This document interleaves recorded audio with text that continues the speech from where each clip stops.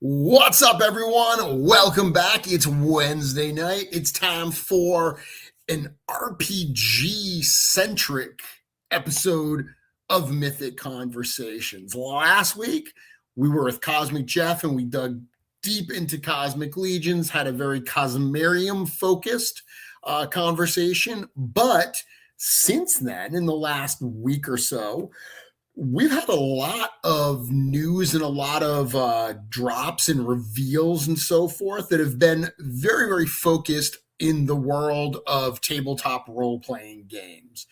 Of course, I'm talking about last Friday's reveal of the second Infinite Legions project, Joe Manganiello's Archon the Cruel and Aksana. And then this week, we've not only been focused on that, but we've also been dropping lots of news about the upcoming Mythic Legions, the role-playing game. So want to talk about that type of stuff because there's a lot of exciting things happening. It's a conversation. Didn't want to do this alone, so I thought, who can I bring on to the show to talk about all things role-playing games and all this kind of world? He has been on once before, but this is the first time that he's been on as my solo guest. Super excited to welcome Game Master Joe onto the show with me. Joe, thank you so much for joining Mythic Conversations. Hey, thank you for having me, Jeremy. I appreciate it for sure. So, oh my goodness, it has been a whirlwind last couple days from the reveal special on Friday to now. Mm-hmm. So I have to ask, how long have you been into Mythic Legions?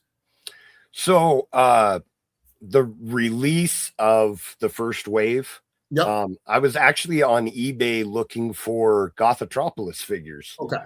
And the Gold Knight popped up and I was like, oh my God, what's that? Because I'm a big Paladin guy, in Dungeons and Dragons, my favorite class to play is Paladin. So I saw the Gold Knight, and that's just not the type of figures that you saw back then. No, there was not at all. And so I saw that and I was like, what is this? Okay. And so I started looking into it and I started buying all of them because I like Dungeons and Dragons, so that's the next thing I'm going towards. So right, but every Mythic Legions figure I saw, I was like, oh, that's something that I can relate to. So yeah, so I bought them all. So you've been into Mythic Legions since the first wave, correct? Yeah, and you've been into role playing games for how long? I started playing when I was 15, and I'm 48 now, so 33 years. Okay, so the last year or so since we made this announcement at Legions Con that we were putting out Mythic Legions, the role-playing game, I have to imagine this has been a pretty exciting ride for you because it's two things that you deeply love that were kind of running parallel to each other. Like, like you said, you could use some of these figures in your Dungeons and Dragons and role-playing, but then now that they're coming together, this has got to be an exciting moment for you.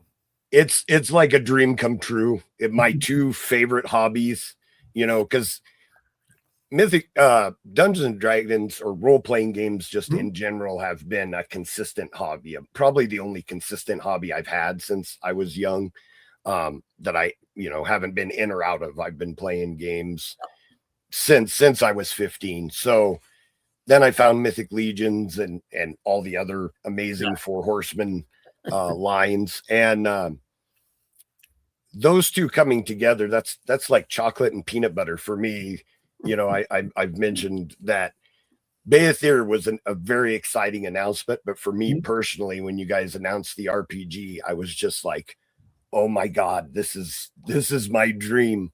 I had actually ran a Mythic Legions themed game for my home group, even before Allegiance Quest. This was years before Allegiance Quest. I had my friends just come into my collection, and I said, just look for figures that you think are interesting and we'll make them up. And I ran a Mythic Legions game for my friends for a long time, just based off of the figures, so this is my thing. It's been cool. I mean, so my background with role-playing games, I played when I was a kid. Like, I've played as more of an adult. I've played and stuff. But there was that period, because I mean, I'm 50 years old. So I came into Dungeons and Dragons at like that peak moment, like the Satanic Panic era, which was awesome. Like, that was right. I mean, like, literally, it's the Stranger Things era. Like, when Stranger Things show those kids playing Dungeons and Dragons, like, that was my childhood. That is exactly my era. So I always say to people, my Dungeons and Dragons were the Orange Spine books. Do you know what I mean? Yeah. Yes. So I have a deep love for Dungeons and Dragons and role-playing games. And like I said, I've played in years since, and it's been exciting to, be a part of the development of this. Cause, as, a member of the leadership team at the studio, I get to see all of this type of stuff. And, the team that's working on this, Cameron and Len and, everybody that's involved, Diego, they're doing such cool things. And it's been exciting to kind of ask the question, like, what makes this different? Like, how do we make it mythic? Like, there's all this cool stuff, but like, what do we put in there to actually, give the game a different flavor, to make it mythic? So I cannot wait for people to really start playing the production game and really enjoying some of those changes. Oh, absolutely. The lore with Mythic Legions is so interesting. And I one of the big appeals for me early on was that there's so many unique race class combinations. Like there's a Minotaur wizard, and that's not something that's really, common in a lot of role-playing systems and things like that. So I think we're going to see a lot of really the ability to even play a skeleton as a player character.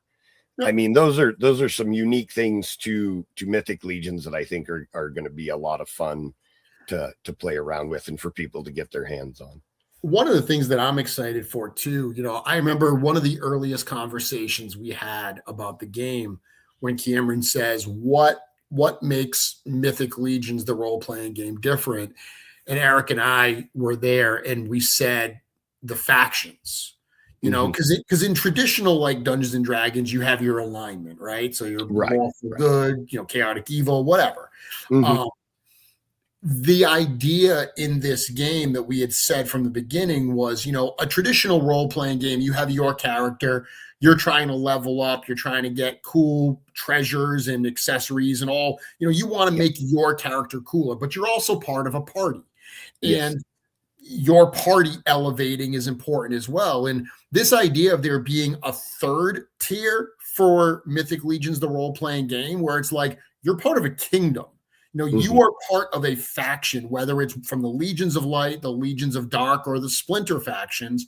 This idea of, as a player, as a strategic player, if you do things that uniquely benefit your faction, or perhaps like really hurt your opposing faction, you should be rewarded for that. Like, there's almost like an additional tier of abilities that you can open up and acquire by playing a certain way that's really focused on bettering your faction. And I think that's not something I've seen before, and it really adds a new level to Mythic Legions that's directly tied into our factions. Yeah, and I think, I tend to be a game master a lot. I run the games, and I think that it's going to present these really unique, fun challenges to that when you have a party of characters that are different factions or opposing factions, how are you going to tell the story where the players are going to work together towards a goal, you know, and not just be constantly combative with each other too. So that's going to be really fun to find these ways to blend those factions together. Or, you know, are we going to run a focused good faction game or a focused evil faction, or are we going to mix them together to find different ways? There's just a lot of really good storytelling opportunities with this that I'm really looking forward to.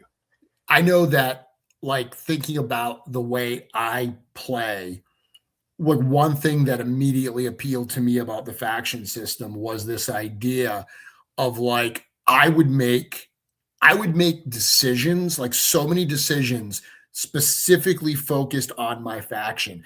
I would try to level up that, because if you think about it, somebody that does that, they become a folk hero. Like, that is what a folk hero is. Someone that is so singularly focused on doing things for their particular group.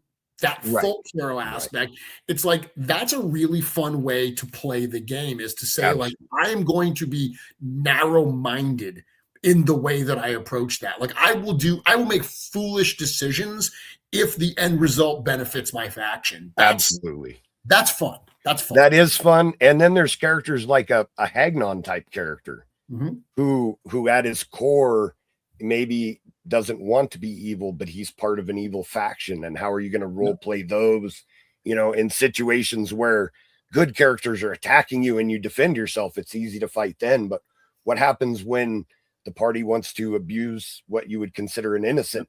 You know, are you going to oppose them? And there's so many fun role-playing opportunities. So yes, I agree 100%. So before we move on to the news, I have to ask you, you mentioned Paladin. So is a Paladin your preferred player type when you are actually a player? Absolutely. Yeah, that is 100% my favorite. My very first character was a Paladin, and then I like to role play a good guy, like the shiny hero good guys. And Paladins also, game statistics wise, they have a lot of abilities. They can fill a lot of different roles. So I can play a Paladin and also fill in as the healer role if I need to, or be the tank of the group. So it's always been one of my favorite classes. Obviously my favorite to role play, because I like being the shiny knight. I'm the good guy hero type, but also statistically they're very useful in games too, because you don't have to, they can slip into a lot of roles if they need to for the party. I've said before that growing up, I was always a rogue. Always loved playing, none of this is going to be a surprise. But growing up, I always liked being a true neutral rogue. I liked, you know, playing both sides and everything, being the shifty type character, the thief. I mean, I say rogue. Back when I started playing, they were called thieves. That's what I remember playing. Absolutely. In my later years, more recently, I had two different characters that I played, because I started trying to play very different characters. Like when I started playing again more as an adult, I didn't want to play a rogue because I wanted to do something different. So my first one was a Goliath monk. Oh, nice. Which was a lot of fun, just to kind of do that. And then the other one that I played was I think they're called Genasi. They're like half Jinn. Elemental. They're like elemental races. Yes. A Genasi bard. So that was a lot of fun too. That's fun. Yes. Bards are fantastic. I love bards. Well, because again, growing up, I didn't have those classes. Like when I grew up, it was cleric, thief, fighter, wizard. Like and elf and dwarf were classes, not races that you had with other. So it was such a different. So when I started playing as an adult, and I was like looking at all these options, and I was like, this is insane. Like I have all these races and class combinations that I can be. So it was really, really interesting. And it's funny because we'll talk about this in a few minutes, but you know, I just mentioned thief or rogue, fighter, cleric, and wizard. Those are actually the core four. We call them professions in Mythic Legions, the role-playing game. Those are the core four professions that are going to be part of like the beginner box for Mythic Legions, the role-playing game. And it's why a number of people reached out, because today, Joe, I shared photos of the cleric-based player figure in the paladin character pack. And a number of people are like, hey, wait a minute. In the past, you said that it was a paladin-based player and a cleric character pack, and we actually did make that swap because the figures we want to match to those core four professions. Right. And I think it's going to be really fun with what you guys have revealed so far. You know, you can play with those characters packs, like the cleric with the hooded head. I was already thinking like putting that head on the rogue body, and then that elf head with the long blonde hair. You know, paladins are a charisma based class. That's their primary stat. I was thinking, man, a paladin that, you know, an elf paladin with the long blonde locks, you know, just kind of fits. So there's going to be a ton of opportunities for people to move these parts around and have some fun with their characters. Yeah, I mean, it goes without saying that the characters that we put forward, you know, a list to start with, you know, you can change it however you want. You know, that we're going to look at that thief rogue. I mean, that could be an elf. Oh, I said thief rogue. That elf rogue, that could be an elf ranger if you wanted. You know, you could pop that, like you said, pop that on another body, make it a paladin. That's the great thing about, you know, there's so much mixing and matching and character creation in role-playing games. And we also have that baked into our toy line. So the marrying of the two is just amazing. Yes. Yeah. There's that site that you can get on there and make miniatures, and you can swap the heads and the different parts of the bodies around. And I always thought that. I was like, I can do that with Mythic Legions, and they look a lot cooler than any miniature that I've ever seen. So, you know, that's an advantage we have right from the beginning, for sure. It is. We do have a question here. Ruben is saying, are the prices that I've been seeing for the RPG figures true? They sure are.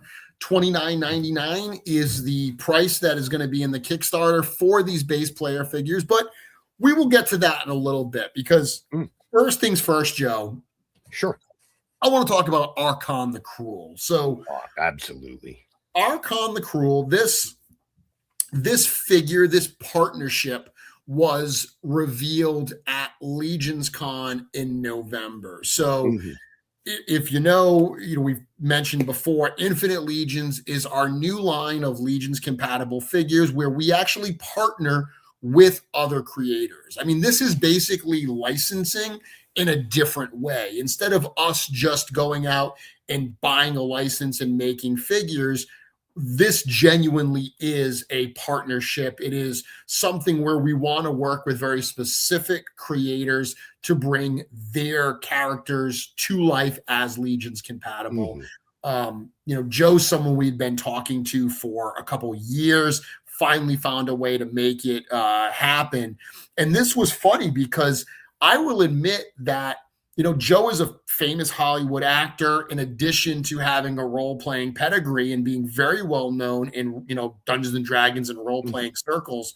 It was interesting at Legions Con when we revealed this, because there were a number of people in the crowd that didn't know who Joe was, but those who did were immediately like, oh, wow. Yeah. Like, dude, they're doing Arkhan. And that, I think, was fun to see the different reactions.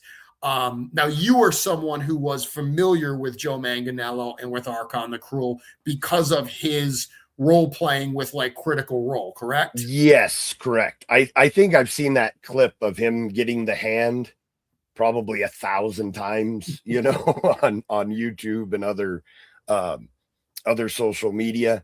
So I was aware of that. Now, I haven't really seen the movies and shows that he was in, but I was aware that he did do that stuff, you know. So this was really interesting for me. Anytime, somebody who's famous, to find out that they're interested in the same kind of things that you are, of course, is always a really neat feeling for sure. So it's interesting because, Joe, he's well known for a few different things. I mean, one thing that a lot of people don't remember because it's so long ago is that first Tobey Maguire Spider-Man movie. He's Flash Thompson in that movie. Yes. Which, I mean, he is much younger. He looks a lot different.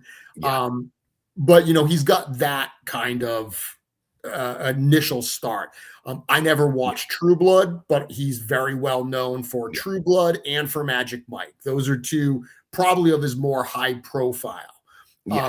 One of my first connections to him was ironically in Dungeons and Dragons, and it was in a book called Dungeons and Dragons Art and Arcana. Are you familiar with that book? No. So it's a fascinating hardcover book that it kind of tells the history of Dungeons and Dragons, but very much through the lens of artwork, much through the lens of, some of the original artists that were working on the original TSR stuff. And then, all the way through, the era that I know with Chris Claremont and all the different artists and everything. Yes, Clyde Caldwell. I know so many people who got into Dungeons and Dragons because of the book covers, not even knowing what it was about when they bought their first supplements.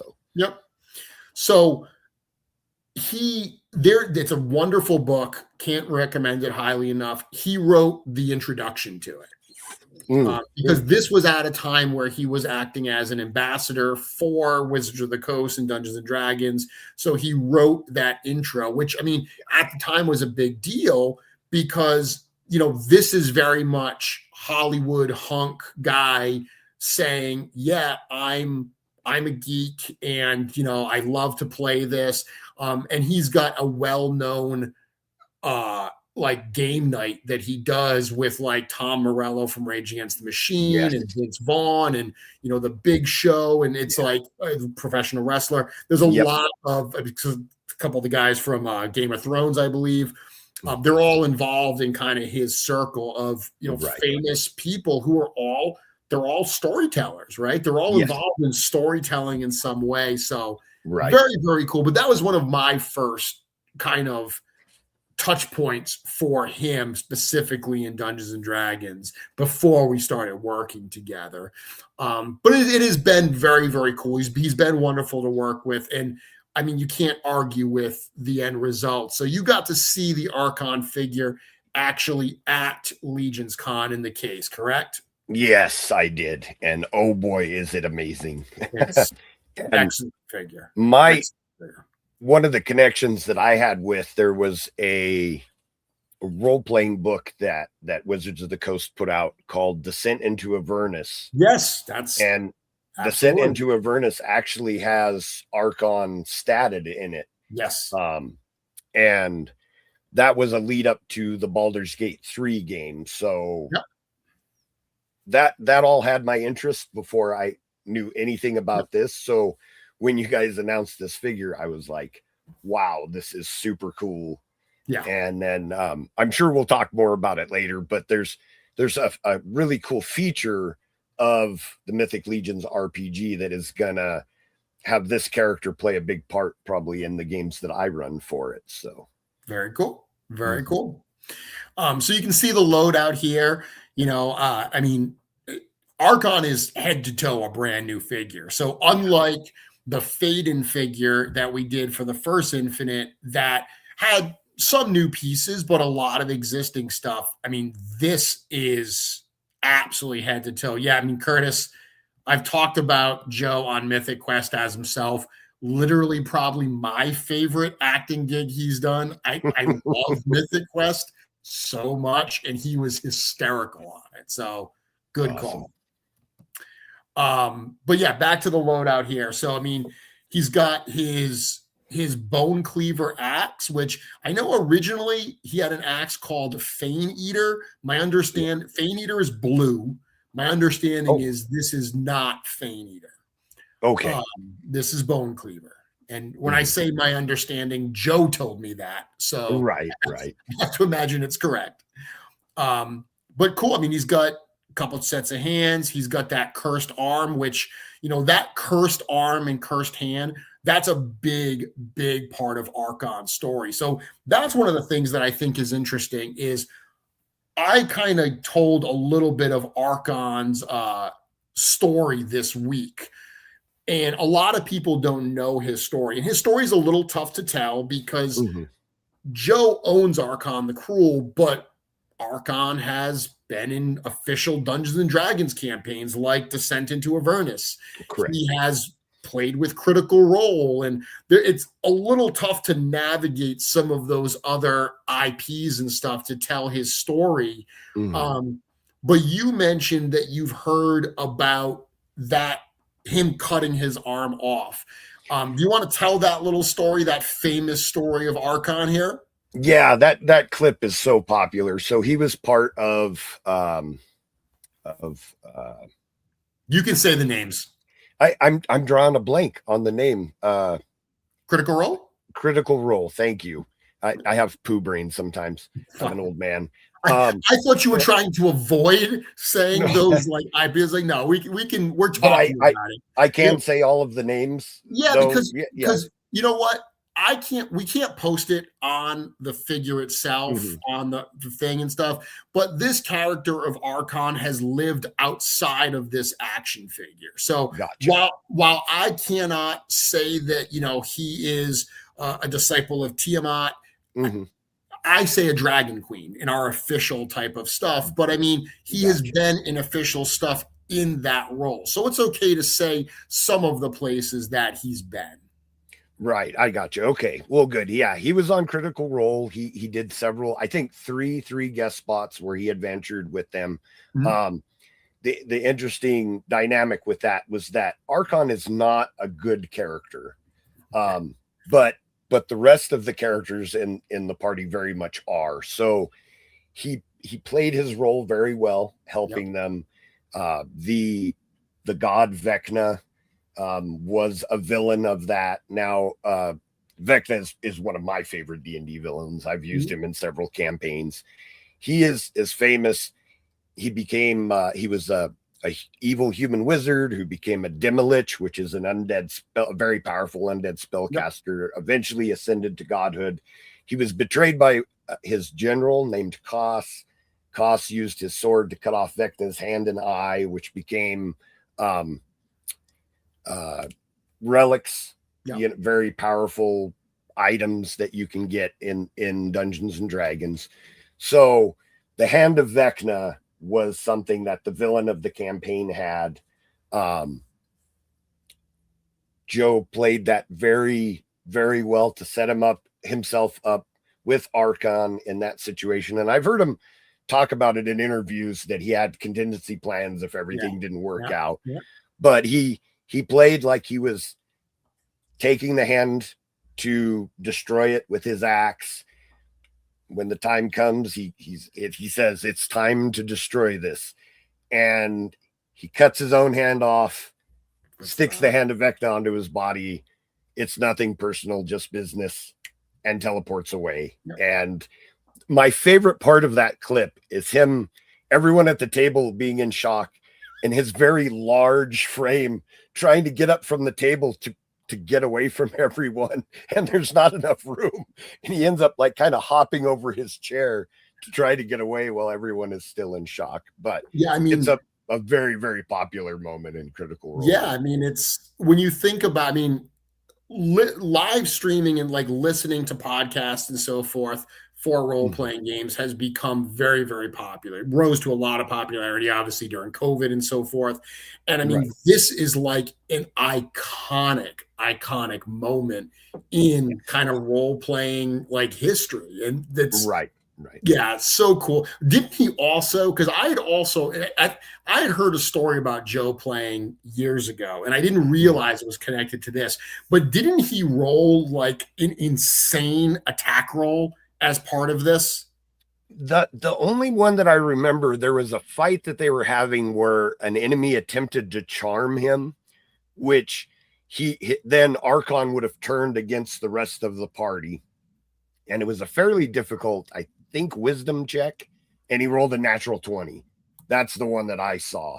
And everyone at the table, he rolls it, and natural 20, and everybody's like, yeah, because they didn't want to have to fight against Archon when he was charmed by the enemy. So I know that's one of the famous rolls. That's the one that I'm aware of. Yeah, there was one.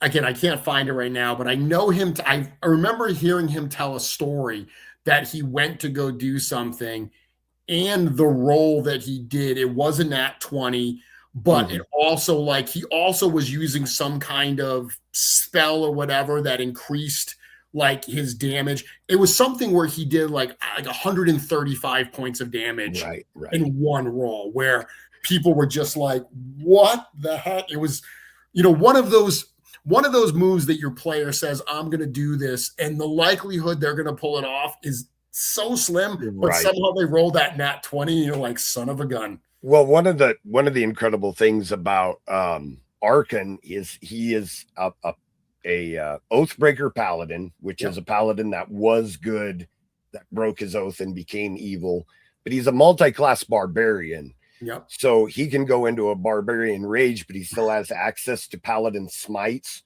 which are huge. Those are one of those things where if you roll a natural 20, you're like, oh, I'm going to add a smite to that.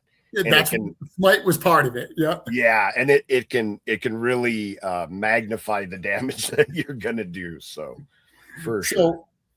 We've got the figure here. We've seen these photos already. We've got these wonderful photos that Trevor took, these environment shots, showing that cursed hand and the spell here.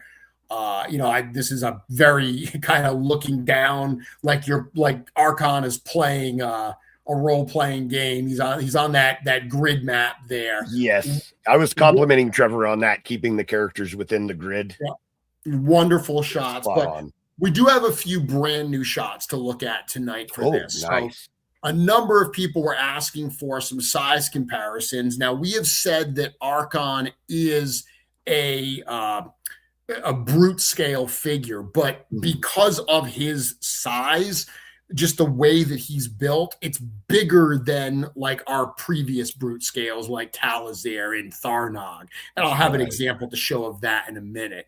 Additionally, because he's got the ditigrade, legs. Right. If you extend those, he's even bigger. So the shot here, Arakagor is, crouched down a little bit in that pose, but you can see that there's not much difference between the size of Arkhan and the size of Arakagor in this photo. Yeah, that's really, even seeing the figure in person, it's a lot closer than I was expecting size-wise. They're really comparable. And again, if you crouched down Arkhan more and you fully extended Arakagor, you could increase that difference between them. But this really shows how just the way you pose it can, change the proportions just enough that they get a lot closer. Right. And by the way, anybody who's like snapping photos of these to share, I'm going to share all these photos tomorrow, so you don't have to kill yourself trying to share them tonight. But this is what I was just talking about. So Arakagor, that should be Archon next to Talazar. These are technically both brute scale figures, but you can see not only is Archon taller, and again, if you crouched him more, he'd be closer, but he's a bulkier figure. The way it just the broadness of his chest and the shoulder pads and everything, it is a very large, impressive figure. It really dwarfs Talazar, and Talazar is not a small figure. Not at all. But there's a lot of articulation in Arkhan. You know, we mentioned it's 39 points. So between all the stuff in the legs and the ab crunch, you know, he's definitely a figure that a lot of Max Dunbar's art where he's really kind of crouched over. Like you could significantly change the amount of space he takes up, or you could, you know, puff him up a little bit and he'll be bigger like this. Yeah, absolutely. I mean, that's a very dynamic pose, you know, especially for kind of a draconic figure like that, to want to hunch them over to give them more of a dragon look to them. But I mean, that's almost natural. You know, if you're wanting to intimidate someone, you want to be taller, you know, and look down on them. And that's something that this figure is going to be able to do very well. Now, one question, Joe, that I've gotten a lot this week is I've had a lot of people say, oh, which parts on Arkhan are not going to be reused, which parts are going to be reused. Because a lot of our fans, you know, they very much consider that when they buy figures, because they're like, oh, if I want extras for parts, should I wait till they maybe do it in a different color, or they come out with a builder that's a little bit cheaper? You know, every Infinite Legions project's going to be different. You know, what we always say is parts that are like very generic, we can reuse. Like, for example, Arkhan's tail. Arkhan's tail is not so specific to Arkhan that we can't reuse that. Parts of his arms are probably not specific enough that we can reuse it. But Arkhan is an example that most of this figure is not going to be reused. Like, I can tell you for a fact, the heads will not be reused. That torso will not be reused. It's very likely those legs will not be reused. I mean, those knee pads are very specific to Arkhan. Of course, the axe, maybe the shoulder pauldrons, but at that point, you know, he's got like the skull pieces on them. Even those we might not touch. So it's one of the things that I would mention to people is, if you are thinking of waiting to buy this as a different version down the road, because the parts are going to be used again in other figures, it's very unlikely we're going to use almost any of these parts on anything other than Arkhan, just because contractually we're not allowed to.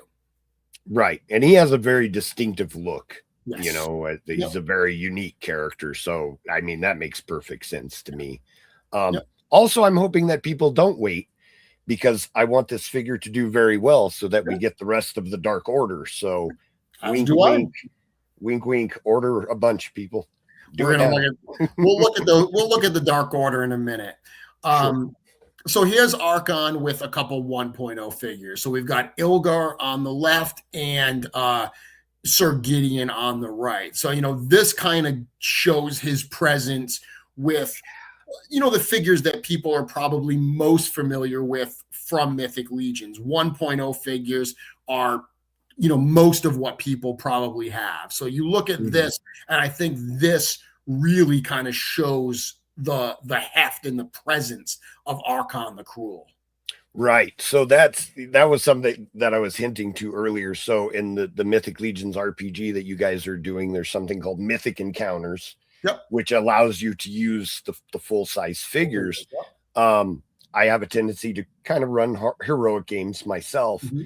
Now that, you know, Archon is statted in Descent into Avernus, I could use him as a villain in a Mythic Encounter and have this amazing figure, and you can see the stature is so much larger. I almost look forward, well, not almost, I do look forward to using him as a villain in one of my home campaigns later on, and just have him towering over the player characters, you know. I mean, look, Archon the Cruel is not part of Mythic Legions. He's not part of Mythos. He's not part of Mythic Legions, the role-playing game. That doesn't mean that you can't use him. You know, that's one of the great things about tabletop role-playing games is the rules are a starting point. You absolutely can adapt characters and stuff like that. So, I mean, this is a Legions figure. It's going to fit into your Mythic display or your Mythic game. So you absolutely can have fun with that. Right. Absolutely. The OGL open game license that's used for a lot of different systems and games. It's all compatible, so you can do a lot of swapping. So. One more shot here showing Archon with a 2.0 in Lady Averona, and then also with another 1.0 in Dubon. I love his presence. One of my personal favorite things about the Mythic Legions line is how many different scales there are, and how you can have several different figures on the shelf that look like they go together, but they each have a different presence. And I think that's a lot of fun, just how large he is and compared to the other figures. I think that he's going to look really good on a shelf next to your other characters. So I think this gentleman or this person just joined the chat saying, do you know which parts of Archon will be exclusive to him? We literally just talked about that. The easy answer is saying pretty much all of it. Most the only part I can assure you will get reused is the tail. Everything, I mean, the head, the armor, the legs, all of that is going to be unique to Archon. Yeah. So Archon the Cruel, that was the one everyone was expecting. I was very clear in talking about figures, and people knew something else was coming, but no one seemed to have Aksana on their bingo card. Everybody was thinking it was Chongo, the Manticore, it was Krull, the Turtle. This was a character that I think caught people by surprise, and I'd like to think in a good way. Absolutely. Very, very different than any female figure we've done. Aksana is a character that, quite frankly, does not fit in to our Mythic Legions line aesthetically, which was why it was a lot of fun to do it here. Because I've seen a lot of people comparing this to Frazetta or comparing this. Ironically, a lot of people were comparing this to Deja Thoris from John Cotter of Mars. I've heard that. Yeah. By Edgar Rice Burroughs. Which I love those stories. I never even thought of Deja Thoris, but this kind of fantasy female aesthetic is one that we're not going to do in Mythic. So it was cool to be able to find a way to do it here. And again, a very cool figure that looks awesome side by side with Archon. I really like that. I mean, I wasn't aware of this character before this announcement. She definitely that was one of my first thoughts, is that, man, she would look great in a photo with the legendary barbarian, representatives of that style. But it's kind of almost classic fantasy. I follow a Reddit page called Classic Fantasy Sci-Fi, which is a lot of old book covers and magazine covers and things like that. And there's just a lot of characters that have, a similar aesthetic to this. It's just really popular, So she goes great with Arkhan, but I feel like there's so many places that she can be inserted into people's different collections that she'll just fit right in seamlessly. Yeah, I mean, I've seen a lot of people even here on this chat today talking about, I'm going to put her with Conan. Yeah, I mean, it's from that. It's completely from that kind of aesthetic of fantasy, which, like I said, I mean, Mythic Legions is very much a PG. We've always said that the MCU level of violence and sexuality is where we want to keep Mythic Legions. That doesn't mean that we can't appreciate, other stuff like this. So being able, I mean, that's why Infinite Legions is cool, right? Because it allows us to play in worlds and play with designs we might not have otherwise been able to do. Absolutely. Someone did ask if her torso is all one piece. It is not. So she has an ab crunch underneath where her breasts are. And then her hips provide a bunch of movement the way that it's constructed as well. So it's not one piece. The 2.0 legs, David, it's interesting because that got mentioned in the the video, the documentary, and it was a little bit out of context. When we first showed Aksana renders to Joe, he asked if her legs could be a little bit longer. She originally had like the 2.0 female bear legs that we used on like Bastet. So her upper legs are a little bit longer than Bastet's, which allows her to stand a little bit taller. And I have some comparison photos for Axana in a minute as well. Oh, all right. Nice. And she has like a dumbbell, Eric said, right? For her hip piece. Yeah. That movement for the leg. Because it's a very different type of construction over there. So, and again, this goes back to compatibility with other figures. Right. Her lower body is not immediately going to work with other 2.0 Legions figures. But this is a situation where, there are going to be times where we have to say, okay, if we're pigeonholed into this work being exactly like everything we've built, we can't innovate, we can't evolve. Like there's going to occasionally be figures that have to be able to like be constructed a little bit differently. Yeah. Oh, for sure. I think we all understand that. And I'm looking forward to playing with it and seeing what the range of movement and everything is. I think that's going to be a lot of fun. Yep. I did see some people ask whether her necklace is a separate piece, and it is not. So the necklace is part of the sculpture. We tried to do it as a separate piece, but it's such a delicate item that the factory, they couldn't produce it like as thin as we needed it to be produced. We would have had to make the necklace thicker, which would have impacted how it actually looked, like the kind of smoothness of it. So the solution was obviously, okay, it just mold it as part of the actual figure.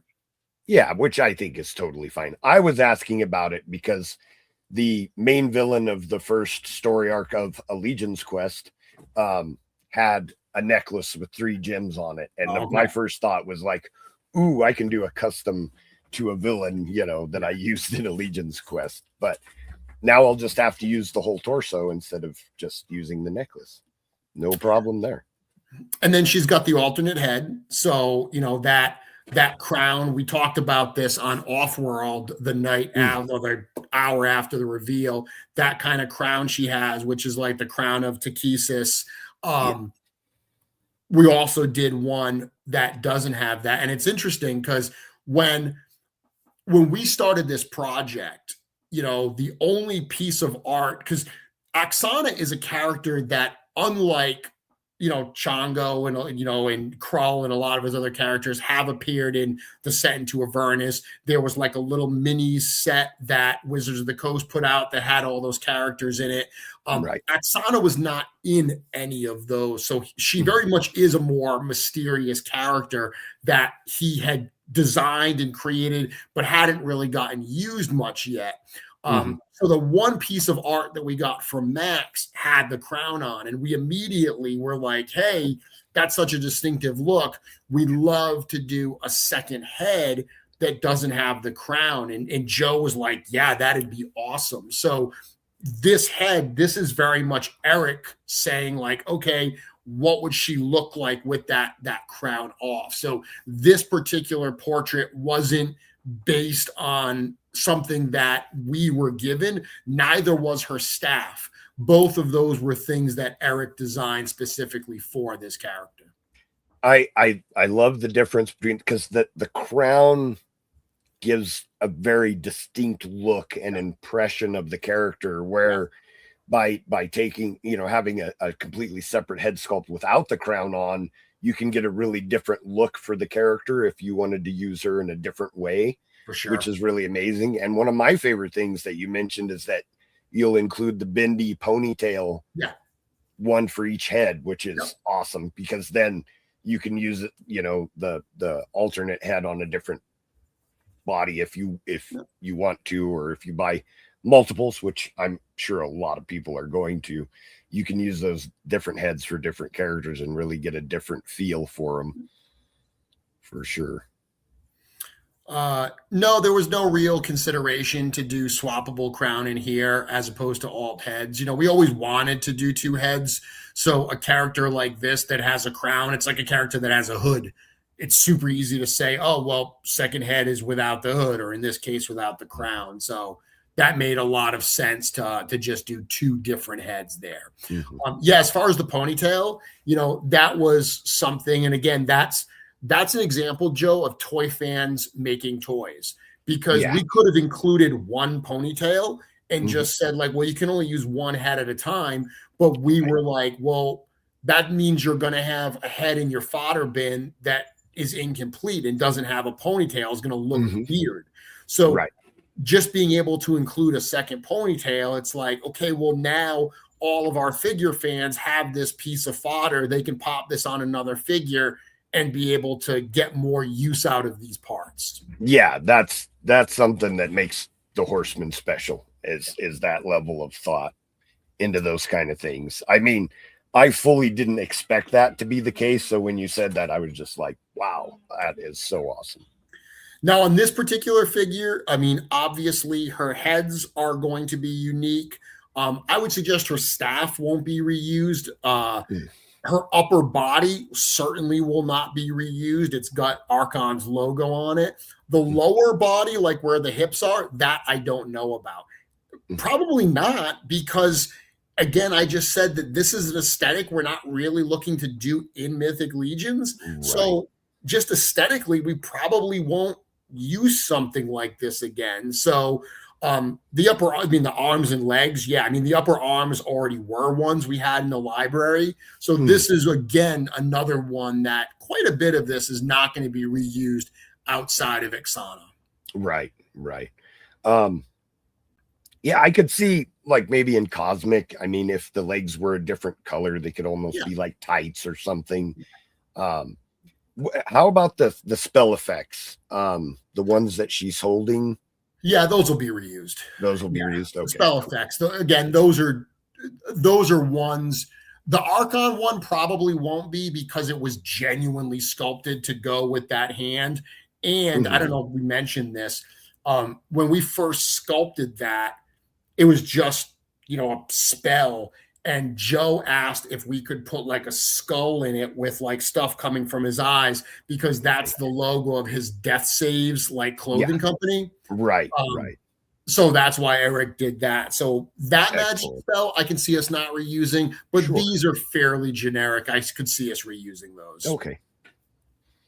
I don't want to wait. I want that stuff with these figures. I'm just curious. So here's some comparison shots so you can see. And again, she stands a little bit taller than your typical 2.0 female, because the legs, once again, the upper legs are just a little bit bigger. She does also have that crown, which gives her a little bit of additional height there as well. So this is showing her with Lady Averona and with Thrace Wraithhaler. Wanting to go, the magic route, putting her with a couple other magic users. So these are 2, male magic users, but they're both 2.0 bodies. So you can see she does stack up with those 2.0 figures pretty well, little bit bigger. Amazon. She's definitely a tall, slender character. I really like that, though. Just that little bit of extra height seems to give her a bit more of a presence, where she looks like a spellcaster, but then when you put her next to these characters, I can see, like, if I was a player character, I wouldn't want to mess with her unless I was a fighter or something, because she just got a little bit of size over the wizard. So that I like that presence, and I think it's going to give her a really nice shelf presence too. Yeah, and like I said, it all comes down also to how you pose it. It depends how you pose these things. If you pose her very vanilla side by side with Thrace Wraithhaler or someone, or Samir, she's going to be a tiny little bit taller. Not crazy, but a little bit. No. But enough that it gives her a nice shelf presence. I keep saying that same thing, but I think that's a nice variety. Anything that makes any character stand out is definitely a positive. And I mean, both Joe Manganiello and Eric in the documentary said that they like the different shapes. They like seeing the different sizes and silhouettes that these characters cut. So, which, I mean, by the way, stepping back for a minute, we would be remiss if we didn't give kind of credit to Brad for the amazing work that he did on that documentary that kind of kicked off this reveal. That has become such a fun, dude. It's a super stressful part of Infinite Legions because it's a ton of work to get it ready to go. Right. And I'm saying it's a ton of work. I'm not the one who's filming and editing all that stuff. Yeah. For Brad, it's unbelievable. But man, does that add a cool element to these drops, doesn't it? Oh, absolutely. You know, and in the case of the two Infinite Legion ones, to get, you know, I wasn't super aware of the Glyos, you know, space either. Yep. So getting to hear, his name is Matt, right? Matt. Yeah. So getting to hear Matt's take on his character and the collaboration and things like that. And it was the same with Joe. Like, it gives you this really unique look, because a lot of us obviously are fans of the Four Horsemen, you know, and we're aware of you guys, but it's cool getting to hear you guys talk about it, of course, but it gives kind of a unique vantage point, you know, to get to hear things. Even Joe saying that he was buying these figures for his nephew, right? And then started collecting them himself. And no shade, but he said he was the biggest Four Horsemen fan. And I'd put my collection up against his anytime. We had fun with that. We were laughing. Yeah, I know. I mean, it's funny because, I mean, so what you don't see in that interview, I'm the one interviewing him during that interview. So I'm on the other side, and him and I are having a conversation. And I mean, dude, I'm being totally honest here. Nothing was prompted. Like it was a conversation like this where we had a handful of questions. He didn't see the questions in advance, and then we just, for a lot of it, went off script. For a lot of it, we were just talking and just like having, but I mean, all that stuff that he said, you know, about being the biggest fan and everything, he said that himself, and then we laughed about it and everything. Right. And he told some stories about buying the stuff. And, you know, I mean, yeah, it was, like I said, when we gave him an Urzak, because after we were done hanging out and stuff, we gave him a few things, and we gave him an Urzak. And the fact that he picked it up, it was like, oh, this is going to look great with Tharnog. It's like, dude knew the character. Like, he knew exactly where he was going to put it, and it was going to go with Tharnog and everything. And it's like that level of not just like, oh yeah, I like fantasy stuff, you do fantasy stuff, so I've bought some of your products to have as background noise in my crazy D&D room, you know. But he has a genuine familiarity with he knows the characters and stuff. Yeah, so that's awesome. That is awesome. So one more comparison shot. This shows everything we've got here. This shows really all of our scales along with Arkhan and Aksana. So we've got our troll scale all the way to the left. Then we've got ogre scale with Azahazar. Arkhan's in the middle as kind of a brute plus. Romulus, which is 1.0. Aksana, which is technically a 2. I mean, technically she is a 2.0, slightly bigger. And then we've got a smaller 2.0 in Swig. Yeah, Kirby couldn't not put Swig in here. He's probably one of the luckier one of the 1,000 Swigs. He gets to hang out with Axana and Archon for the day. It's good company for sure. Yeah. There we go. Yeah. I'm surprised Curtis hasn't said anything about no M scale in there yet. Oh, Ryan said it. Yeah, we wanted to show all production figures except for the 2 prototypes here. That's right. I'm just kidding. I know how Curtis is. So. Oh yeah, for sure.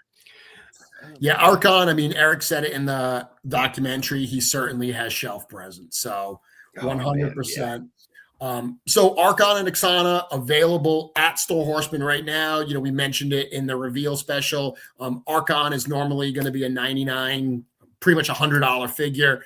He's $75 during this pre-order. Aksana is going to be a $60 figure. She's $50 during the pre-order. So the pre-order runs for a few more weeks. It ends on the 22nd. So if you want to get in at that price, it's going to be the lowest price these will be offered at. These will be offered through our retailers. We will certainly have some in the future at shows. When we even have them at shows, it'll be at the $160 price points. Right. And with him being a representation of the Dragonborn race from Dungeons and Dragons, one of the things that is really cool is that he has the fire breath effect, which is something that race in D&D has the ability to do it. It's not extremely powerful, but it's a fun ability. One of my highest level characters is a Dragonborn paladin, and nice. That was something that I think was a really fun addition to. So we're going to get through a couple more slides because then I do want to talk about the RPG. Max Dunbar, amazing contributor to this project. We've got a pin up. He did this awesome Archon art, reimagining the 4-H skull as Archon the Cruel. And speaking of Max's art, we showed these at the end of the reveal special. These are some other members of Arkhan's Dark Order that you said it earlier that, we want this to be successful because we want to be able to continue this project. All of these figures are part of our license that we have with Joe. We can make any of these figures. Just need to make sure that it's worthwhile to do so, that there's genuinely a demand out there for these figures. The pre-order is going very, very well so far, and we hope that in the next few weeks it continues to build. But we've got this Berserker figure here that is there's a group of these Berserkers that are with Aksana as part of her relic squad. And this is Krull, his kind of like turtle death cleric. So that's personally my favorite. I have a feeling he's such a unique design for a turtle character that I could see him being one of the most popular just because he's so unique. And the parts would be this would be a really fun action figure, I think, for just about anyone. It is, Joe, when we were talking about Krull with Joe, he's telling us like that shell that he wears, it's got like draconic writing, carved into the shell and everything. Oh my goodness. Yeah, the runes and everything.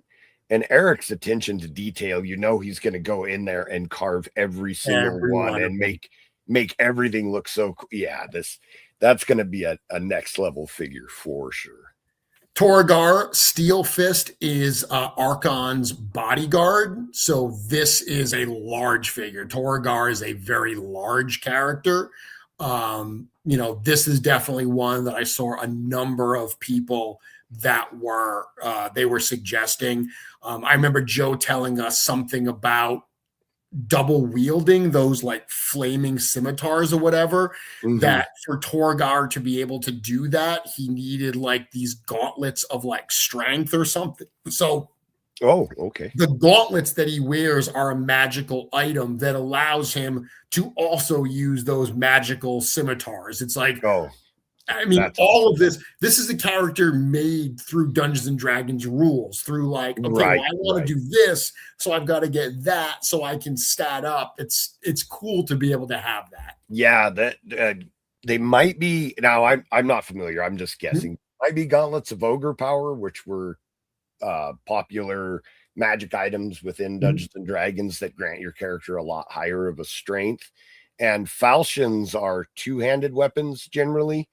So I could see where the gauntlets of ogre power would allow the falchions, two-handed weapons, to be wielded single-handed. So that's really fun. And then, of course, the one that a lot of people are very excited for the possibility, Chango. This is another one of Arkhan's very cool stories where he's on a certain adventure and there's this like necklace that Chango is guarding, and basically Arkhan is able to get that, and in not only getting that necklace does it give him this certain powers, but Chango becomes his kind of like pet / companion. So he's definitely an important character in the Archon verse. You know, that's a super fun one too, because a lot of players like to do that, you know, have unique mounts and things like that throughout the game. So this is such a classic role-playing thing where a monster that he fought ends up becoming a companion. And I'm getting the vapors thinking about this being a 4 Horsemen action figure. Dude, look at how big Archon the toy is, and look at how big that Manticore is. Like, man, yeah, just thinking about mounts, the way that you guys do mounts with like the horses or the skate back, you know, seeing a Manticore done in the Horseman style. Yeah, that's gonna be fun. So that's the Dark Order. Again, these figures are available at Store Horseman now. Pre-order runs until the 22nd. And shortly after that pre-order is done, we go right into Mythic Legions, the role-playing game. So the end of this month, finally, Joe, is going to be the Kickstarter for Mythic Legions, the role-playing game. And we're going to have a lot more conversations about this as we get closer. This is going to be a little different, Joe, because it's not going to just be at Store Horseman, or it's not going to be at Store Horseman. You know, you are a big fan of role-playing games, so you're familiar with Kickstarter. Kickstarter is, I would argue, the most popular platform for new tabletop role-playing games to be launched. Yes, absolutely. And I backed several myself through Kickstarter. And that's why we made the decision to use it. I mean, obviously, we've got a history with Kickstarter. The first Mythic Legions wave was funded through Kickstarter. The reason we're using it this time is solely because you think about 4 Horsemen Studios in the toy world, right? Like if you go to a toy show, you're going to see 4 Horsemen Studios products there, whether it's Mythic Legions, Cosmic Legions, or whether it's stuff that we've worked on from like Masters Classics and DC. It's there. If you say 4 Horsemen to toy fans and toy collectors, they know what that is. There's a pedigree there. Absolutely. When we go to a role-playing game, people don't know who we are. Like that is not our market. Those are not our people at this point. We hope they will be soon. So the idea of being on Kickstarter, we're going where the people we want to discover this game are, because this game is going to have, look, it's built on a line of action figures. So the action figures are part of this. They have a play mechanic in the game, but at the end of the day, this is a tabletop role-playing game. So being on Kickstarter is hopefully going to allow us to be where that audience is. But for our fans who are used to, you know, buying from Store Horseman, the only real difference here is you're going to be buying from Kickstarter versus from Store Horseman. At the end of the day, all these products are being made in the same factories. They're being shipped to the same New Jersey warehouse. Cookie's going to lay his hands on these things and he's going to ship them out to you. So really none of that is changing. Yeah. I think for us fans of 4 Horsemen, this is going to be a seamless experience, you know, but I think that there's a lot of RPG fans that are really missing out. That was what, I mean, originally drew me in with the 7th Kingdom stuff. Was just seeing these figures that were so similar to the role-playing characters and themes that I was interested in already. I'm thinking that there's going to be a lot of role-playing fans that are going to see the action figures and be really drawn. Miniatures are cool. I mean, I've had friends that have bought custom miniatures, you know, to represent characters and things like that. There's other than paying for specific art, there's no other way that you can get a representation of your character like you can with Mythic Legions. And I really think that's going to be a huge draw, because even if you pay for art, it's just a pose. Yeah, sure. But when you get a Mythic Legions figure and you make it your character, then you can have it fighting monsters or hanging out with other player characters. There's so many options with articulation and things like that. I think it's going to be a lot of excitement from the role-playing community that aren't familiar with Mythic Legion. I just think about the idea of like when you have a mini, and there are minis in the game as well. Don't get me wrong. There's going to be both painted and unpainted minis in the game. We asked our fans, which ones they want, and it was like 50-50. So we're going to do both. We're going to do both painted and unpainted. But awesome. As far as the figures, the ability to not only change the pose and everything, but to change the figure as you level up. Add different pieces, different weapons, different armor. I mean, customizing has been such a huge part of the success of this line. Thinking about being able to put third-party parts on and paint the figures and everything, players are going to be able to have a representation of their figure that evolves in a way that they've never been able to do.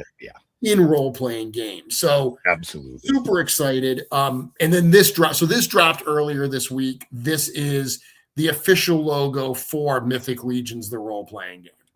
Yeah, fantastic. So awesome. Did Nate Barch do this?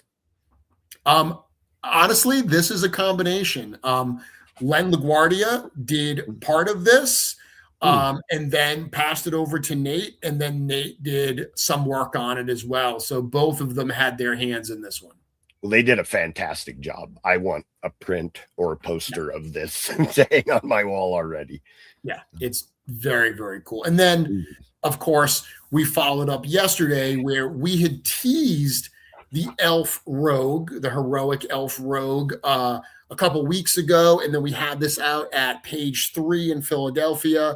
But to be able to show the actual, Trevor promo shots was a lot of fun on this one. So, this is one of what we call the base player figures for the game. So that's the idea here, is there are going to be a couple figures that are somewhat stripped down when you think about normal Legions figures.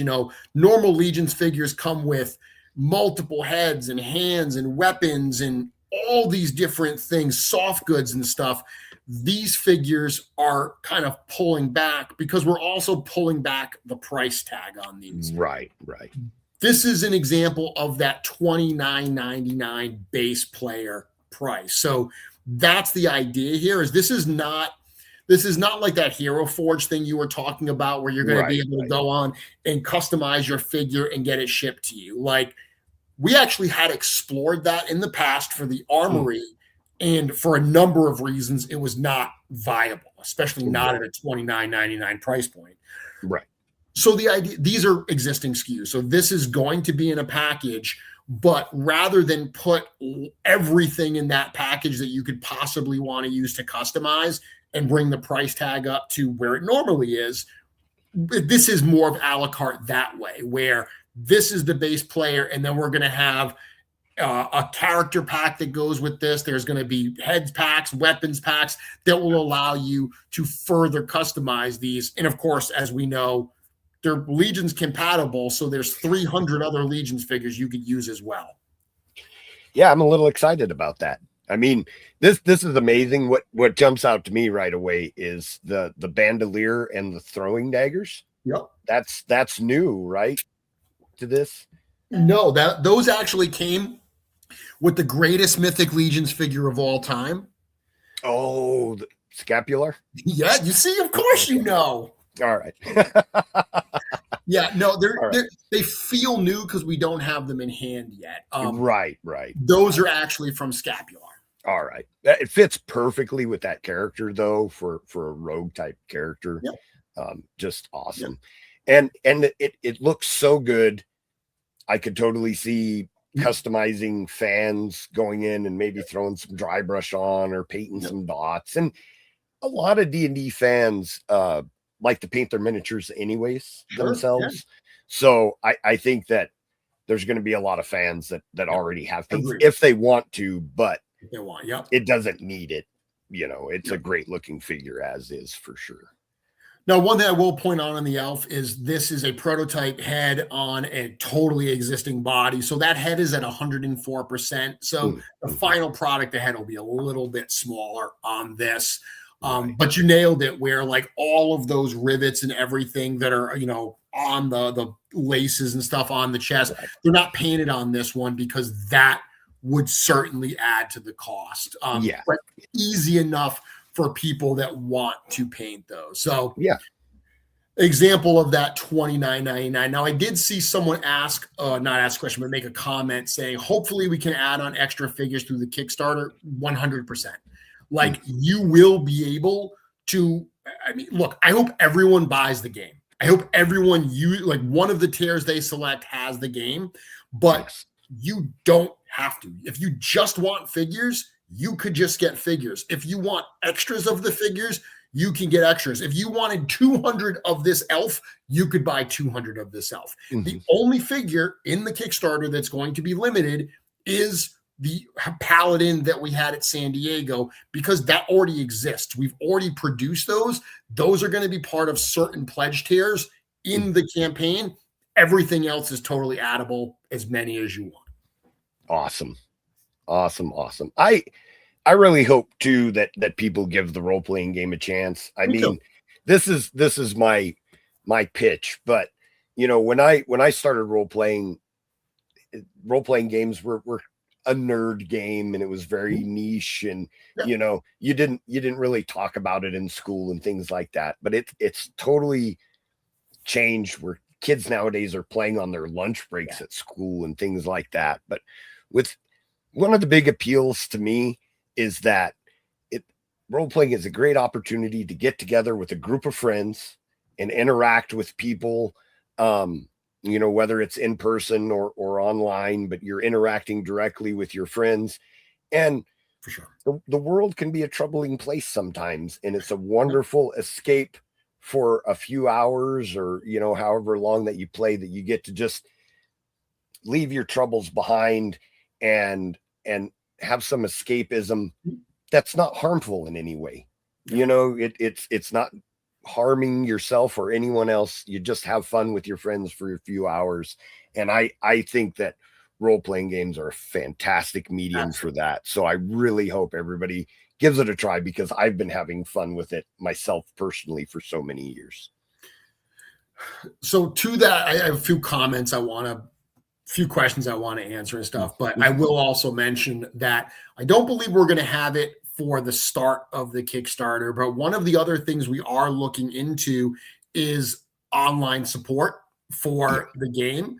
That again, during COVID became a huge thing, with there being certain online platforms that you can use to play role-playing games with people that aren't around. I mean, obviously you can do it through Zoom. You can just do it, but there are platforms that level up that experience, where the game materials are actually in it. And that's stuff that we're looking into as well, to add support for those types of features as well. So, even if you don't have a local group to play with, there's going to be ways that you can absolutely play this. Yeah, that's super fun. Oh, go ahead, Jeremy. Sorry.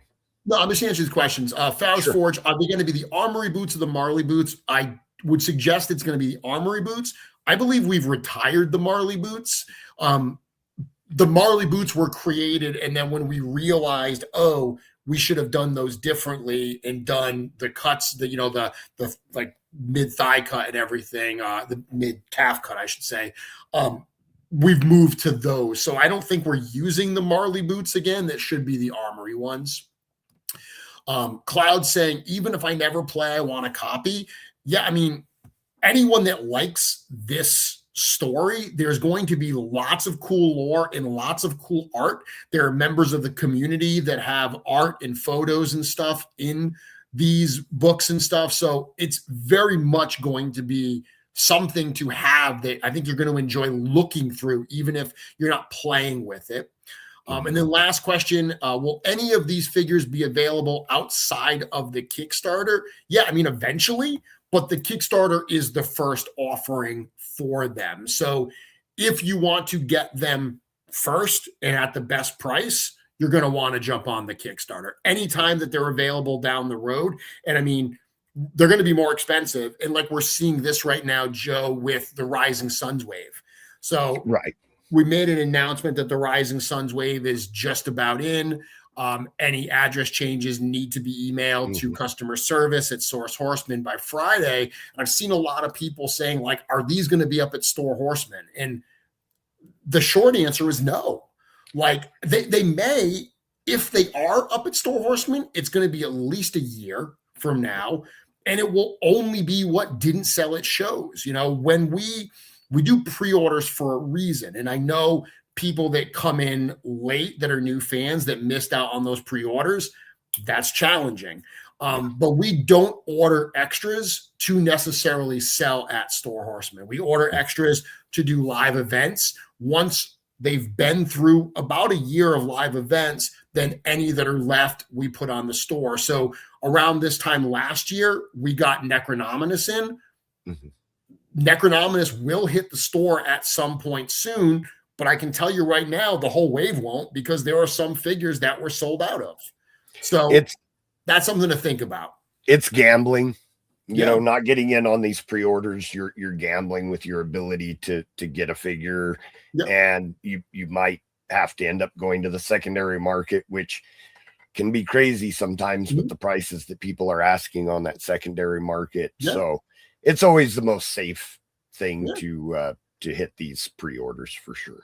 And look, I always say, Joe, if you do Store Horseman pre-order, you pay up front. In exchange for paying up front, you get like a 25% discount. That doesn't work for everybody. If that doesn't work for you, at least pre-order from a retailer. Most retailers, they don't charge money up front, but at least you've secured your order. And the retailer knows how many they need to order to meet their demand.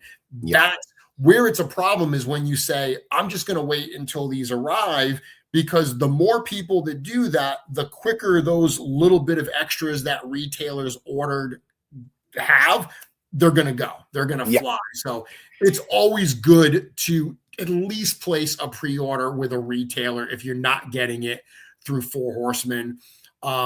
Will retailers be carrying the game in figures? Yeah, I mean, I definitely hope so. You know, the goal with these, and one of the reasons we're pricing these the way that we are, they will be a little bit more expensive at brick and mortar retailers and after the Kickstarter, but only a little bit.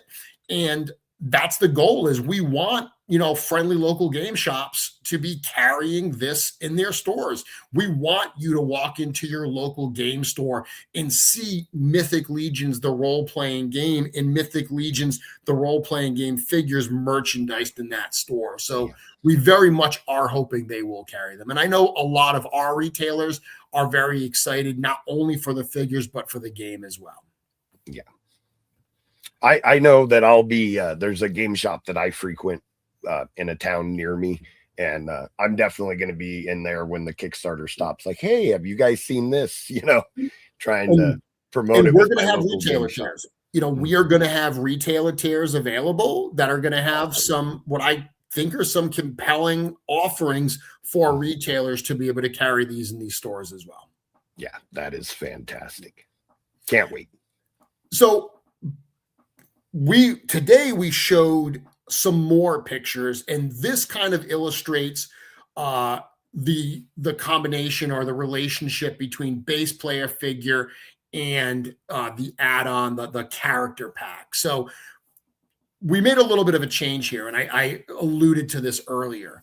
Earlier we had, earlier, not tonight, but earlier, like a while ago, we had mentioned that the paladin was going to be the base player figure and the cleric was going to be the character pack. Right. We made that change where we flopped those two because, as I said, the cleric is one of the core professions that are going to come in the kind of like the beginner box. Now, paladins are going to be in the core rule book right from day one, but clerics are part of the what we call the core four. So the core four are going to make up those base player figures. So we've got the cleric here, but what you're going to be able to do with the cleric is you know, to soup him up, you can use some of either the character packs or the add-ons. So this is what comes with the cleric. You get that figure, set of hands, the mace, and the spell book. This is $29.99. Then if you want to add the character pack, this is the Paladin character pack. This is $14.99. So together you can see, you take that base player figure, you add the character pack, you get a new player figure. And of course, Joe, you know Legions, you can put any head and weapons on these figures that you want to really customize. We're just making sets that aesthetically we know are going to go together. Right. You know, if you have a Sir Elijah, for example, you know, that chainmail hood and the faceplates that were just announced in the Cosmic packs can go into that, and there's a ton of variety, of course, that you can do. Is that bearded faceplate new? Yes. So the faceplate that you actually see on the Paladin here, that is a brand new faceplate that we sculpted for this piece here. That's exciting too. I'm happy about that. I mean, not only is it a brand new piece, it also represents a person of color. And, you know, that's one of the things, you know, as a community, the role-playing community is very, very cognizant about representation. We, as a company, have always been very cognizant about representation. You know, we very much believe that the realm of mythos is stronger for the diversity that's a part of it. So we want that to be reflected in the figures as well. It's kind of funny because the cleric doesn't have a new head. And that's because it wasn't originally meant to be a base player figure. So we just did a repaint head for it. Whereas the Paladin, we did a brand new faceplate because it was supposed to be the base player figure. So that's why, but all's well that ends well. Because while this particular figure doesn't have a new head, it does have a brand new torso and like waist and loin piece. All of those pieces are brand new. And we mentioned this at Legions Con, because we're not doing soft goods on these base player figures. You know, this is the wide release version of the Paladin Cleric that was released at San Diego. So in this particular case, we wanted to do something new there. Those are those new parts. And I think that's really fun. You know, I can totally see myself ordering an extra of the character pack, the Paladin pack.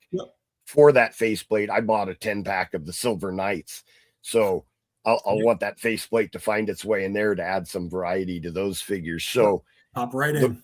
Great for the role-playing aspect, but there's also definitely some draw for just displaying with your legions too, which is super fun. So I like that variety. I also like the fact that, you know, I love the soft goods, but these plastic pieces are done so well. I actually saw that, you know, at Legions Con and had to kind of look for a minute.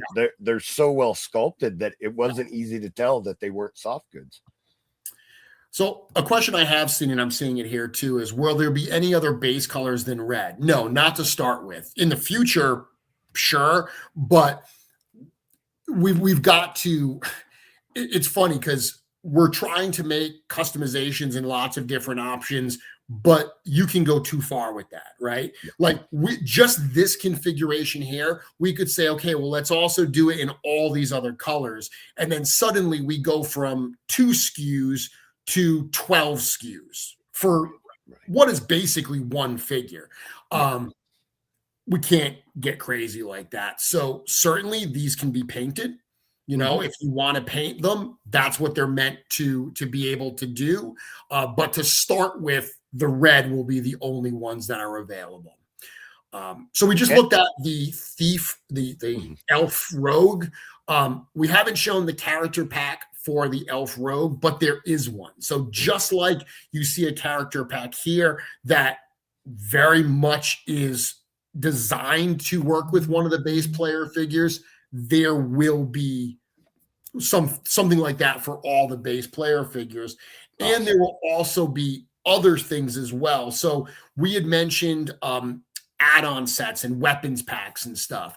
Those are going to add even additional options that you're going to be able to do. So you see the head here, Joe, which is, I mean, this head actually debuted on that San Diego Paladin figure. Right. That is going to be part of the head pack. So you would be able to pop that on here as well. And you can see that broadsword and scabbard. That is part of one of the weapons packs. So that's going to give you even more options to change around your figures.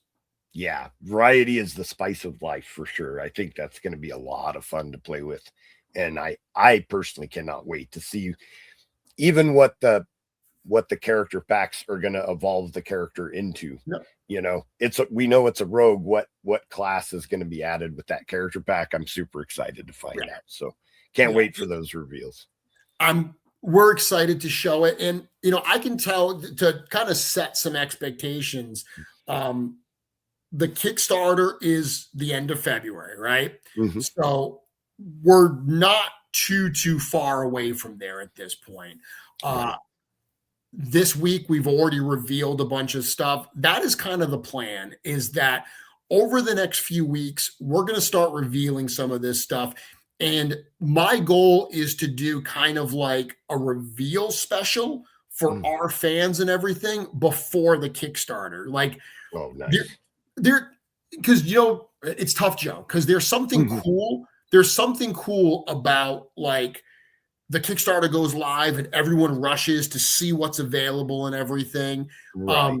But this is going to be such a new kind of an offering for our fan base that we don't want them to have to be figuring it out the day the Kickstarter goes live. So I think in advance, showing them what is going to be available, answering some questions and really outlining what the campaign is going to look like, what the tiers are going to be, what the offerings are going to be. That I think is going to serve us much better than just launching and hoping for the best.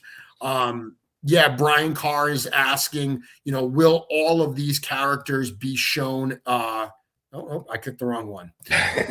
Will all of these characters be shown at ZoloCon? The answer is yes. All of these figures, the Kickstarter will be going on while we're at ZoloCon. So the plan is to have all of these figures on display there for everyone to see. I don't think I'm speaking out of turn to say that the Legion's fan base likes those reveal specials that you guys do. They're very exciting. Then, you know, us on Offworld love doing the after parties. You know, it's like a little bit of Christmas for us. Ooh, look at all the cool new stuff we're getting. And then we get to talk about it afterwards, and it's always a ton of fun. So I think for this current fan base, reveal specials are right up our alley. So I would. And I think we can still, we can do the reveal special. We can, because when you don't do like a reveal, when you don't, you can't control the narrative as much, right? Like you can't present it the way you want to present it, and you can't answer questions in real time. And that's the whole thing. There's going to be a lot of stuff here with the Kickstarter that people are going to have questions about, as easy as we try to make it. So plus it allows us to reveal it a little bit sooner. And I cannot wait to get this stuff all out there.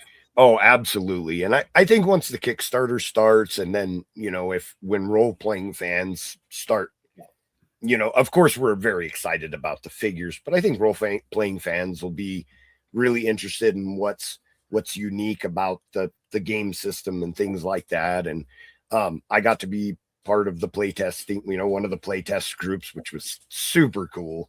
And I think that there's going to be a lot of fun reveals with that also, you know, that when you're able, you know, when some of the game rules get out there and people see what the actual role-playing game is about, that'll be a lot of fun for people too. Yeah, my gut tells me that our existing fan base is going to be blown away by the figure offerings, because absolutely we've already, what we've seen already, you know, it harkens back to like the core of Mythic Legions, right? Like these are, because that's what we're doing here. These are like core trope type characters that we've got to fill. And I mean, that's a lot of fun. Yes. I really think that a lot of our fans who give the game a shot and give the game materials a shot are going to be so pleasantly surprised with what we're actually putting together. It is, I've said before that we did this. It was important to us to do this the right way, to do this. It's been done largely in-house. And, a lot of Kickstarters, the reason you're backing it is because they need the funding to develop the product. This is fully developed. Like we have our partners in place. The content is done. Like we are ready to go with this stuff. Even the figure stuff, all of these pieces have been at China for a while. Like we are ready to go with this. The reason we're using Kickstarter is purely for marketing to get it out there. So I really do think that the fans that pick up these things are going to be pleasantly surprised with the coolness factor of what's coming together.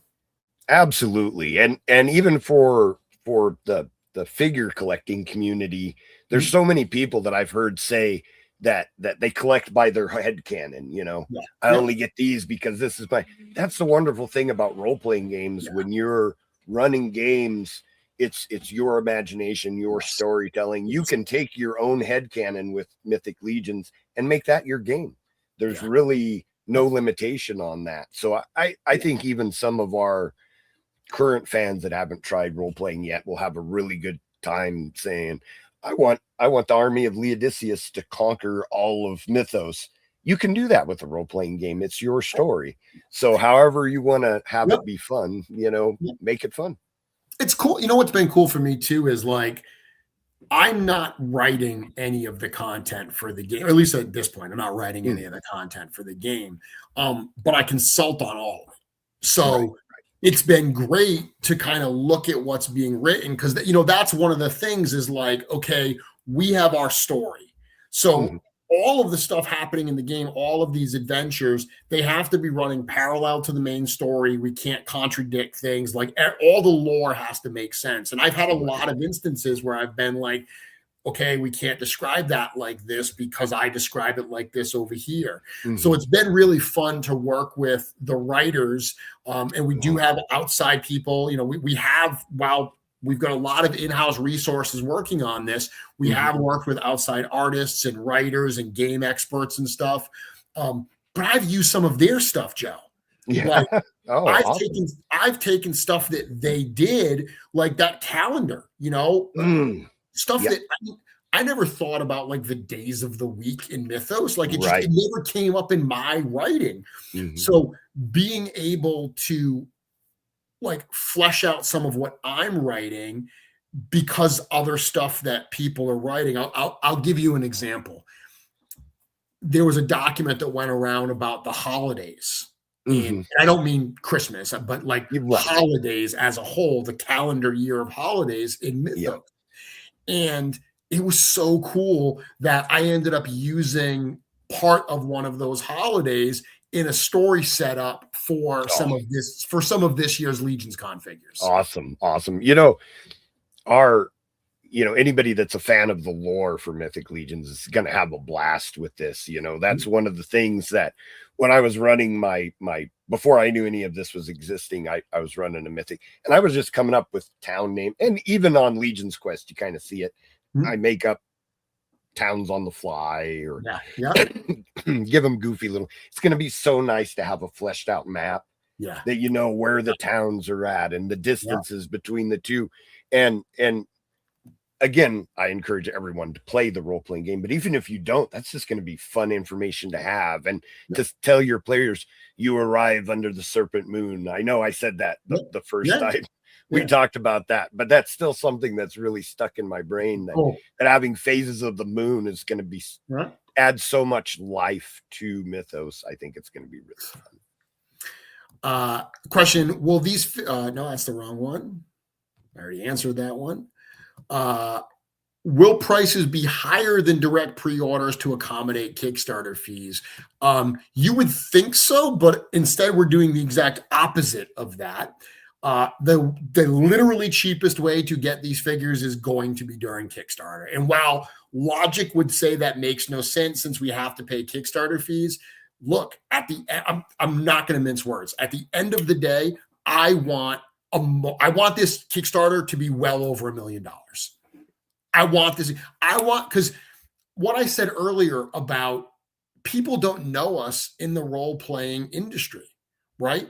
When we talk to people, distributors, other companies and stuff, toy, friendly neighborhood game shops and everything, all these people, I want to be able to say, look, we had this hopefully multi-million-dollar Kickstarter. Like, I want them to take notice. I want this to be a success where people in the role-playing industry are like, who the hell are these guys? Yeah. Like, where did they come from? And then they say, oh, wait a minute. They've been making toys for 25 years. They have this 11-year-old fantasy toy line that's super successful. Like, this is all part of what we want to do. So the way that we make the Kickstarter more successful is by making it absolute screaming deals. Like, this is going to be the absolute best way, cheapest way to get these items. And that's the way that we are going forward with this. Yeah. And that's when I don't, with myself personally, when I'm going to be trying to convince my local toy shop to take a look at this, it's a great way to get fans in. Everybody says, just give somebody a figure and they'll be a fan. I'm going to do the same thing with my local game shop. I'm going to take, because I know when the owners are there, I'm going to take in a Legions figure in package and be like, hey, there's a Kickstarter going on right now. Check out this figure if you guys like it. And I think that's going to hook a lot of people. Schmurmer's asking if I can speak about how the San Diego figure will be available in the Kickstarter. Well, I don't have specifics that I can share at this time. I have said that it is a limited figure because they're already produced. All these other figures are not produced yet. They're going to be made to order like all of our pre-orders. The San Diego figure was made as a very special figure for San Diego and for part of the campaign. So they will be part of a pledge tier in the campaign. It's not going to be something that you're going to be able to go in and say, I want 10 of those figures. It's going to be different than the other figures that are in here. It's part of the reason why we did the other player figure, the other cleric, paladin and cleric parts. So all the specifics of how that will be offered will be answered down the road. It will absolutely be part of the Kickstarter. There will be multiple ways that you can get it in the Kickstarter. It's not going to be like, oh, I've got to spend $500 to get it. There will be ways that I'll say this, you will be able to get it in the Kickstarter cheaper than people are paying on eBay right now. So nice. Nice. Even though figure is worth that price. Even wrapped into the tiers that it's going to be wrapped into, it's going to be something that I think is going to make sense for a lot of people. Awesome. Joe, we are at 9:13. Where is the time gone? We have just been talking. Thank you so much for joining me this evening. One more reminder. Thanks for having me. I really appreciate it. This was super fun. Absolutely. I look forward to it. And I'm sure we'll be talking again soon because a lot of role-playing stuff is happening over the next month and a half. So I'm sure that we'll be conversing again. I am always down to talk about role-playing stuff. So, and just everybody as a reminder, we want the whole Dark Order. So get out there and get your Arkhan figures, that we want this to be super successful so we can get a Manticore and that cool Death Cleric turtle and everything else. We want it all. Buy. Spend that money. Get your tax return. Buy extras. Spend frivolously. Joe, hang out for a minute. We're going to say goodbye to everyone, and then we'll come back and we'll chat, okay? Okay, sounds good. Have a good one, everyone.